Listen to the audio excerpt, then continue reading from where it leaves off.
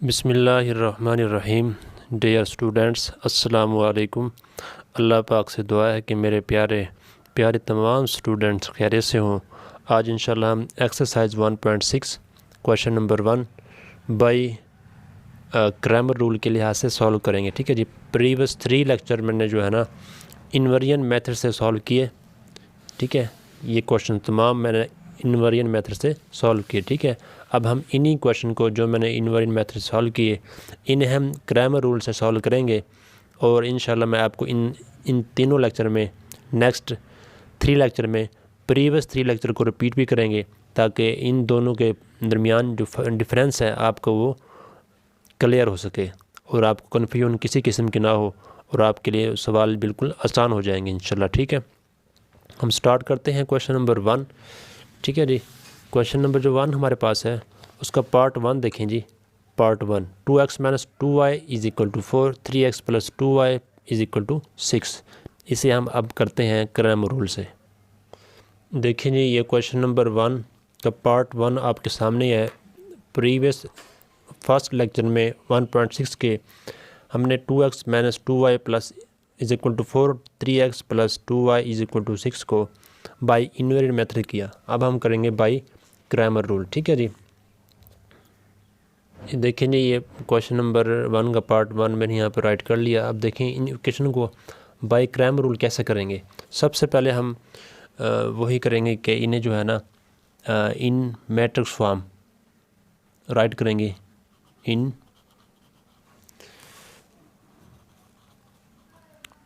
Matrix form. ठीक है जी, matrix form में राइट करेंगे जैसे हमने यहाँ पर राइट किया था। आप राइट करेंगे, पहले आप लिखेंगे कोफिशिएंट। कोफिशिएंट आपके पास क्या है जी, 2 माइनस 2, साइन को साथ लेंगे, प्लस 3 प्लस 2। प्लस का साइन लगाना ज़रूरी नहीं होता, माइनस का ज़रूरी होता है, इसलिए हम माइनस का लगा देंगे। सेकंड जो मैट्रिक्स बनेगा आपके पास वो बनेगा वेरिएबल का। वेरिएबल यहाँ पर हमारे पास x और y है। ठीक है जी, is equal to third matrix आपके पास बनेगा b कांस्टेंट का 4, 6, ये आपके पास कांस्टेंट है। ठीक है जी, उसके बाद हमने क्या करना है, इन तमाम को जैसे यहाँ हमने लेट किया ए एक्स बी के इक्वल, ऐसे यहाँ पर हम लेट करेंगे। ए इज़ इक्वल टू हमारे पास क्या हो रहेगा, 2 माइनस 2, 3, 2। ठीक है जी, और बी इक्वल टू हमारे पास क्या हो रहेगा, सॉरी पहले इसे आप ले लेंगे एक्स, फिर एंड में आप लेंगे बी। ये पहले आप ले लिया, कोई फ़र्क नहीं है, तो इसे आप कह लें एक्स। ये आपके पास एक्स है, एक्स वाई। ठीक है जी, अब इसके बाद आपने क्या करना है, उसके बाद देखें जी ग्रामर रूल में एक्स वाई की वैल्यू फाइंड करने के जो फार्मूले हैं वो आपने अच्छे तरीके से याद करने हैं। वो फार्मूले क्या हैं जी, वो फार्मूले ये हैं कि x is equal to A x का डिटर्मिनेंट ओवर a का डिटर्मिनेंट।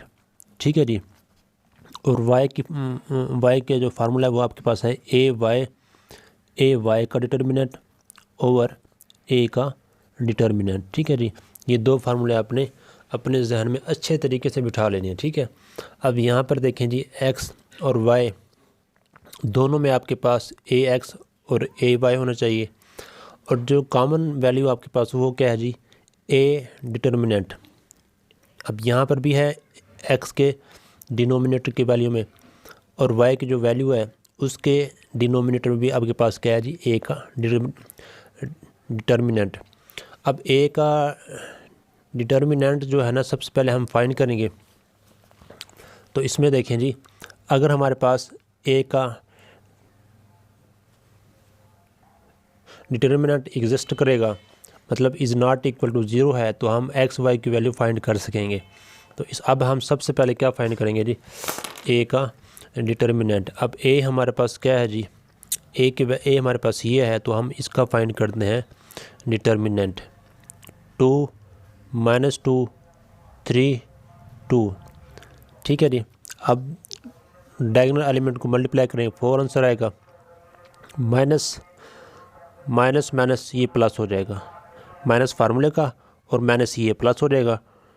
3 to the 6 आपके पास आंसर आएगा 10 इज़ नॉट इक्वल टू 0 है। अब ए का डिटर्मिनेंट हो हमारे पास 10 है, ठीक है जी। तो मतलब कि इसका जो है एक्स वाई की वैल्यू हम फाइंड कर सकते हैं। अगर ये इज इक्वल टू 0 आ जाए तो इसका सोल्यूशन हम फाइंड नहीं कर सकते, ठीक है जी, नॉट पॉसिबल है, क्योंकि डिनोमिनेटर में हमारे पास ए का डिटर्मिनेंट है, तो समथिंग ओवर 0 अनडिफाइंड हो जाता है, ठीक है जी। तो इसलिए हम सबसे पहले अब हमने क्या करना है, अब हमने ए एक्स और ए वाई फाइंड करना है। अब ए एक्स इज इक्वल टू ये आपने फाइंड करना है, ठीक है जी, और आपने फाइंड करना है ए वाई। ए एक्स और ए वाई जो है ना, ये आपने कैसे फाइंड करना है, देखें एक्स वाई में जो है ना, इंग्लिश अल्फ़ाबेट में पहले हमारे पास नंबर आता है एक्स, फिर आता है वाई, ठीक है जी। तो एक्स के लिए, ए एक्स के लिए आपने जो आपके पास ए मैट्रिक्स है, यहाँ पर पहले कॉलम में आपने बी की वैल्यू रखनी है, मतलब 4 6, ठीक है जी। और सेकंड जो कॉलम है वो आपने वैसे ही लिख देना है, -2 2। अब ए वाई में आपने सेकंड कॉलम में बी की वैल्यू रखनी है। पहले आप ये फर्स्ट कॉलम वैसे लिख दें 2 3, सेकंड कॉलम में आपने बी की वैल्यू रखनी है 4 6। दोबारा सुन लें, ए एक्स में आपने फर्स्ट कॉलम में, ए वाई में आपने सेकंड कॉलम में बी की वैल्यू पुट करनी है। अब आपके पास देखें ये ए मैट्रिक्स है, आपने उसका फाइंड किया डिटर्मिनेंट। इसी तरीके से आपके पास ए एक्स का मैट्रिक्स भी आ गया है और ए वाई का मैट्रिक्स भी आ गया। अब आप इसका भी डिटर्मिनेंट फाइंड करें। अब ए एक्स का डिटर्मिनेंट आप फाइंड करें जी। अब यहाँ पर जो आपके पास ए एक्स की वैल्यू है वो 4 -2 6 और 2 है। अब इसे आप कैसे फाइंड करने का मेथड है, डायगोनल एलिमेंट को मल्टीप्लाई करें 4 to the 8, ठीक है जी, माइनस फार्मूले का, प्लस माइनस माइनस, ये माइनस माइनस प्लस हो जाएगा 6 to the 12, ठीक है जी।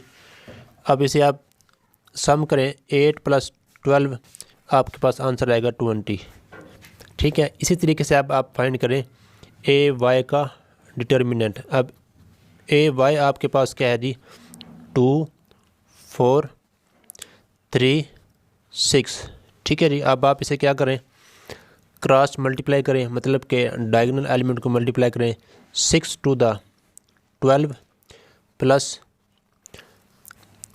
अब यहाँ पर देखें 12 माइनस, अब यहाँ पर ये plus plus plus minus minus आ जाएगा, 4 3 the 12 इज़ इक्वल टू, आपके पास आंसर 0 आ जाएगा, ठीक है जी। यहाँ पर प्लस क्यों आया, क्योंकि यहाँ पर प्लस फार्मूले का, सॉरी माइनस फार्मूले का और माइनस ये, तो माइनस माइनस प्लस हो गया। और यहाँ पर हमारे पास माइनस फार्मूले का, यहाँ क्योंकि माइनस नहीं आया तो इसे प्लस नहीं हुआ। अब यहाँ पर देखिए जी, अब आपके पास ए का डिटर्मिनेंट आ चुका 10, ए एक्स का डिटर्मिनेंट आ चुका 20, ए वाई का डिटर्मिनेंट आ चुका 0। अब ये तीनों वैल्यूज़ आपने 1 by 1 एक्स वाई में पुट करनी है, ठीक है जी। अब पहले यहाँ पर पुट करें एक्स की वैल्यू में, एक्स इज़ इक्वल टू हमारे पास क्या है जी, ए एक्स का डिटर्मिनेंट ओवर ए का डिटर्मिनेंट, ठीक है जी। अब ए एक्स का डिटर्मिनेंट की जो वैल्यू है हमारे पास वो कितनी है जी, 20 ओवर ए के डिटर्मिनेंट की वैल्यू कितनी है जी, 10। वो आप यहाँ पुट करें, कैंसलेशन करें जी, 10 1 the 10, 10 2 the 20, तो आपके पास आंसर क्या आएगा 2, ठीक है जी।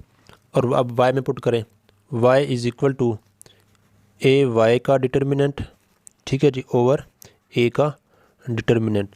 अब ए वाई का डिटर्मिनेंट की जो वैल्यू है वो आपके पास क्या है जी, 0 ओवर ए का डिटर्मिनेंट क्या है जी, 10, 0 ओवर 10 आपके पास आंसर आएगा 0, ठीक है जी। मतलब x की वैल्यू क्या है जी आपके पास 2। अब यहाँ पर आप लिखेंगे सोल्यूशन सेट में आपने क्या करना है जी, ऑर्डर पेयर में लिखेंगे। पहले आप लिखेंगे x की वैल्यू 2, फिर आप लिखेंगे y की वैल्यू, ठीक है जी। ये आपके पास आंसर है। देखें अगर आप गौर करें, यहाँ भी आपके पास x y की वैल्यू यही आई थी 2, 0। तो हमने ये क्वेश्चन सॉल्व किया ग्रामर रूल से। दोबारा सुन लें, आपने इसे मैट्रिक्स फॉर्म में लिखना है, उसके बाद आपने x y की फार्मूले अच्छे तरीके से याद कर लेने हैं। आप सबसे पहले फाइंड करेंगे ए का डिटर्मिनेंट, क्योंकि ए का डिटर्मिनेंट दोनों को डिनोमिनेटर में है। अगर ये ज़ीरो आ जाए तो सॉल्यूशन पॉसिबल नहीं है, तो इसलिए पहले हम ये चेक करेंगे। अगर ज़ीरो को इक्वल ना हो तब हम ए एक्स और ए वाई फाइंड करेंगे और उसको मज़ीद आगे सॉल्व करेंगे। अब ये ज़ीरो के इक्वल नहीं आया तो अब हमने क्या फाइंड किया, ए एक्स और ए वाई। ए एक्स के लिए C1 कॉलम 1 में हम पुट करेंगे बी की वैल्यू, और ए वाई में C2 में पुट करेंगे बी की वैल्यू। ठीक है जी। तो उसके बाद आपके पास ये मैट्रिक्स आ जाएंगी। आप ए एक्स और ए वाई का डिटर्मिनेंट फाइंड करेंगे। ठीक है जी। फिर आपने क्या करना है, एक्स के इक्वेशन में ए एक्स और ए के डिटर्मिनेंट की वैल्यू पुट करनी है, कटिंग करनी है, एक्स इज इक्वल टू 2 आ जाएगा। फिर आपने वाई की इक्वेशन में पुट करनी है ए वाई और ए के डिटर्मिनेंट की वैल्यू। आपके पास ए वाई का डिटर्मिनेंट 0 है और ए का डिटर्मिनेंट आपके पास 10 है। ठीक है जी। आप यहाँ पर पुट करें, कटिंग करें, आंसर 0। ठीक है जी। तो सॉल्यूशन सेट में आपने दोनों की वैल्यूज़ ऑर्डर पेयर में ये होता है, एक्स पहले वाई बाद में। ठीक है जी। पहले हमारे पास 2 है, फिर आपके पास एक्स। ठीक है जी। उम्मीद है आपको क्वेश्चन समझ में आ गया होगा। अब इन दोनों में डिफरेंस चेक करें जी, यहाँ तक बिल्कुल सेम है। अब इसके बाद इन्वर्जन मेथड में इन्वर्स फाइंड करते हैं, इन्वर्जन मेथड में इन्वर्स। ठीक है जी। जबकि क्रैमर रूल में ये 2 फार्मूले हैं, ये आपने अच्छी तरीके से याद करने हैं। और बाकी एक क्वेश्चन को अगर हम सॉल्व करें तो दोनों में हमारे पास वैल्यू सेम आएंगी। ठीक है जी। उम्मीद है आपको क्वेश्चन समझ में आ गया होगा। नेक्स्ट लेक्चर में इंशाल्लाह हम नेक्स्ट क्वेश्चन पार्ट नंबर 3 को क्रैमर रूल से सॉल्व करेंगे। ठीक है जी। अपना ख्याल रखें, मेहनत करें, अल्लाह पाक आपको दुनिया आखिरत में कामयाब करे। अगर आपके लेक्चर समझ में आया हो तो इसको लाइक करें, शेयर करें, और अगर आपने अभी तक मेरे चैनल को सब्सक्राइब नहीं किया तो सब्सक्राइब कर लें, ताकि इन फ्यूचर जो लेक्चर मैं अपलोड करूँ उसका नोटिफिकेशन आप तक बआसानी पहुँच सके। अपना ख्याल रखें। अस्सलाम वालेकुम वरहमतुल्लाह।